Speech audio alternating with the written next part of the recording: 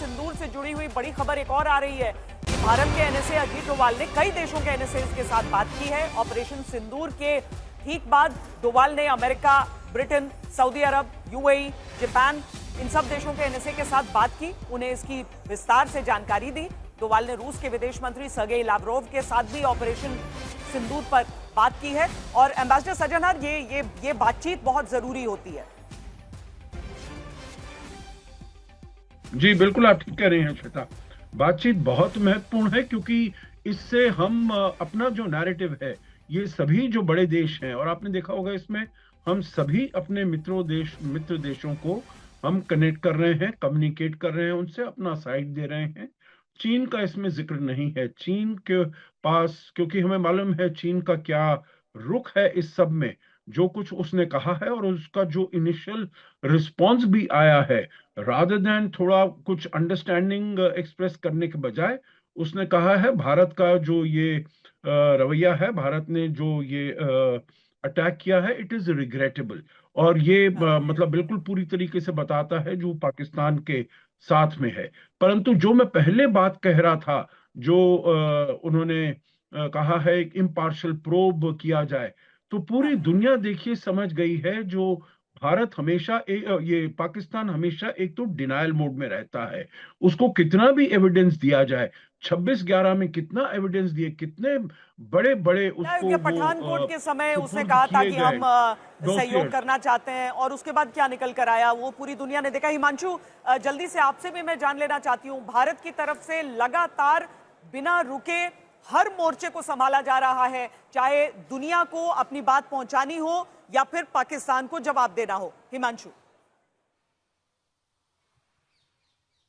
देखिए, बिल्कुल हर तरीके से पाकिस्तान को जवाब देने के लिए भारत तैयार है। भारत जवाब दे रहा है। अगर आप कूटनीतिक स्तर पर देखेंगे तो वो जवाब दिए गए, आर्थिक स्तर पर आप देखें तो वहां जवाब दिए जा रहे हैं, और उसके साथ साथ जो है सैन्य कार्रवाई करके वो जवाब दिए जा रहे हैं। दूसरी तरफ भारत जो है अपने जो उनके सहयोगी देश हैं उनको भी अपने कॉन्फिडेंस में ले रहे हैं, उनके अपने विश्वास में ले रहे हैं कि देखिए हमने जो आतंकवाद के खिलाफ कार्रवाई की है वो आतंकवाद के खिलाफ है, ना कि पाकिस्तान के खिलाफ है। और ना ही ऐसा किया गया है कि पाकिस्तान की आर्मी को उससे नुकसान हुआ हो या वहां के किसी सिविलियन को नुकसान हुआ हो।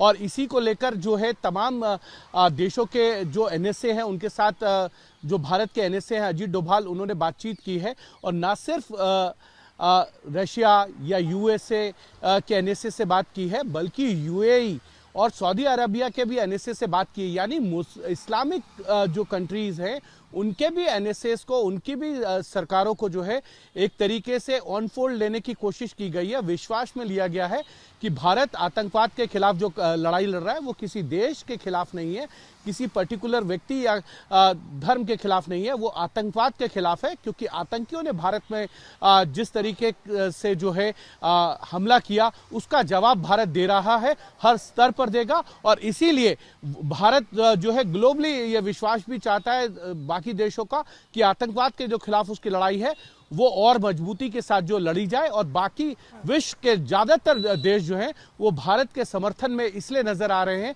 क्योंकि भारत ने कहा है कि आतंकवाद के खिलाफ वो चुप नहीं बैठेगा, आतंकवाद के खिलाफ वो मुंह तोड़ जवाब देगा। और इसीलिए चाहे यूएस हो या रशिया हो या यूएई हो या सऊदी अरेबिया हो, सबको साथ लेकर चल रहा है। और मुझे जो हम लोगों को जानकारी है उसमें यह भी है, कहीं ना कहीं भारत ये संदेश देना चाहता है कि आतंकवाद के खिलाफ भारत के साथ भारत अकेला नहीं है, बल्कि भारत के साथ पूरा विश्व खड़ा है। पाकिस्तान जो है अलग थलग नजर आ रहा है इस आतंकी हमले के बाद और ज्यादा।